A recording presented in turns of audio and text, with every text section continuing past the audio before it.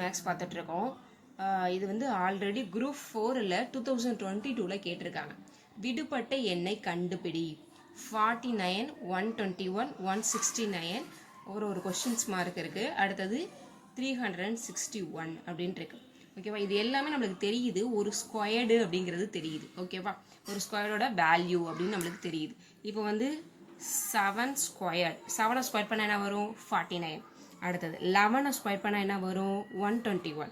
அடுத்தது இது என்ன இருக்குன்னா 13 ஸ்கொயர்டை பண்ணோம்னா என்ன வரும்? 169. அடுத்தது நம்மளுக்கு தெரியாது. எதை ஸ்கொயர் பண்ணால் 361 வரும் அப்படின்னா 19 ஸ்கொயர்டை பண்ணால் என்ன வரும் அப்படின்னா 361 அப்படிங்கிறது வரும். ஓகேவா, அப்போ இது எல்லாமே பகா எண்களாக இருக்குது. ஓகேவா, 7, 11, 13 அப்படின்னு பகா எண்களாக இருக்குது. அப்போ நெக்ஸ்ட் நம்பர் என்னவா இருக்கும்? 17 ஸ்கொயர்டாக இருக்கும். ஓகேவா, அப்போ 17 ஸ்கொயரோட வேல்யூ என்ன அப்படின்னா 289. அப்போ இதோட ஆன்சர் என்ன அப்படின்னா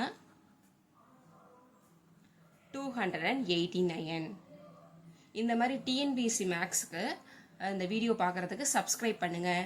தேங்க்யூ ஆல்.